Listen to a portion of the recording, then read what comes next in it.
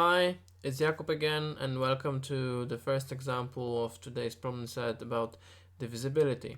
You must know what does this mean when two numbers, when one number divides into another, but they will have a closer look about how do we determine which numbers divide into others based on the prime decomposition. Well, every single natural number is made of prime numbers. Prime numbers are numbers whose only divisors are ones and themselves. For example, 2, 3, 4, 5, 7, 11, 13 are prime numbers. Notice that 4, for example, isn't prime because it has a divisor that is not itself. It has a divisor 2. Just like this, 9 is 3 times 3, so it has a divisor 3, which is not itself. 10 has a divisor 5, and so on and so on. So if you want to find out if a number is prime, well, there are different methods of doing that. Just remember the small numbers that we know: 1, 2, 3, 5, 7, 11, 13, 17, 19, and so on. You can basically see if a smaller number divides into a larger number, that larger isn't prime. That's basically it. And the main idea that we have for today is so-called the prime decomposition, which means that every single number which isn't prime can be, or prime as well, because it's just very, very simple to do, but every single number can be expressed as a product of prime numbers, right? We just boil it down to the building blocks. It's like every single natural number is made of those prime numbers, and there is only one way to express that, and we can really use that idea to determine which numbers are divisible by which other numbers. Because if one number is divisible by other number, then it means that the second numbers, all the prime factors have to also depend on have to also exist in the prime decomposition of the first number. Okay, but let's have a look at the first example. And we say we have the number a, which is not divisible by 5. What does this mean? Well, let's have a look. First of all, 5 is a prime, as we just said. If we write a's prime decomposition, that we see that we have some prime numbers here, p1, p2. I don't know what those numbers are. I don't know how big a number a is. It can be very big, it can be very small. It doesn't really matter for this problem.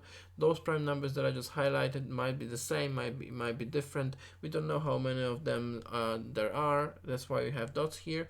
Those dots mean that maybe tons of prime numbers. Doesn't matter. What we know for sure, however, is that none of those prime numbers are 5, right? Because if any of those numbers was 5, then we would see that a is equal to 5 times something, blah blah blah, right? And this is not, and we know that a is not divisible by 5, right? So that means that none of those primes, however many there are, can be equal to 5, right? The 5 does not exist among those numbers here. It just isn't there. We know that. We are told that in the beginning, right? Now, let's say what happens if you have 3a. If you have a times 3, right? This should be 3a. The prime decomposition of 3a is the same exact decomposition that we had here, but we are adding 3 at the front or somewhere else, right? Again, 3 might exist somewhere else among those primes. Might be like lots of 3's. We don't know. It doesn't really matter, right? What matters is that we have only one additional prime number. Now, the question is this divisible by 5? Well, the only way this is divisible by 5 is that one of those prime numbers somewhere here is 5, right?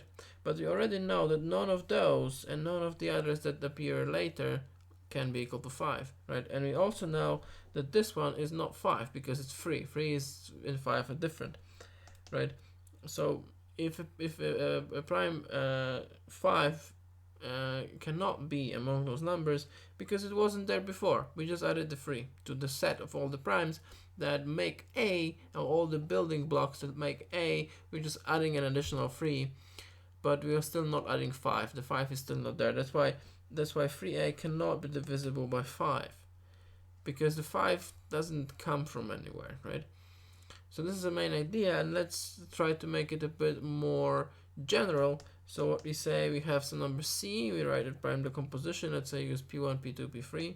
We have a number D, we're gonna write another prime decomposition. This time we use Q1, Q2, Q3. And again, those P1s, Q1s, they can be anything as long as they're prime numbers. They can repeat among, like, those can repeat here, those can repeat among themselves. It doesn't matter. The only thing that matters is that these are prime numbers, and this is the unique decomposition of C and D into primes, right? There's only one.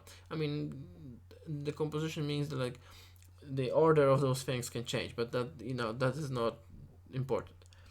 Now look what happens if you multiply them together. Well, if you multiply the two numbers together, what we do is we just multiply those prime decompositions together, right? Again, the dots don't mean that there's infinitely many of them. It just means that we don't know how many of them there are, right? So we can do this. Right, so we have some set of primes that make the product C times D.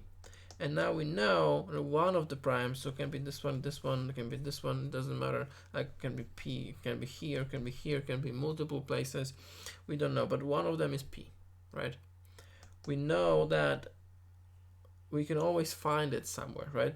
So there are only two places to find it. We either find it among those numbers or we find it among those numbers, right? If we find it among those numbers, that means that it was one of those things. It was P. But if we find it here, that means it was one of those, right? But we have to either find that P was either here or among those, because otherwise C times D would not be divisible by P. The only way a number is divisible by a prime number is if this prime number exists in the prime decomposition, and we found it last in the previous part of this problem. So no matter which one it is it among those three or like more of them, or the other set, we can always find the number P. And that means that either C or D is divisible by P, because if P is among those P1s, P2, P3, then that means that C is divisible by P, right? But C divisible by P, but if P is here, then that means that D is divisible by P, right? So in other words, there's always either P or either D or C are divisible by P, and this is what we had to prove. If we have a product of two numbers, and we know the product is divisible by a prime number, the prime number either divides the first number or the second number.